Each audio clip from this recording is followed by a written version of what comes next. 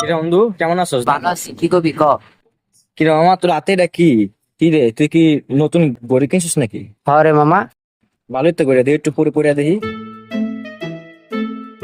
বাহ, ভালোই তো গড়ি এটা। একদিন পরলিস গড়িটা। ওই বেটা ঘড়ি দিয়া যা। মামা, কালকে লইস মামা, ঠিক আছে? জুতাটাও সেই।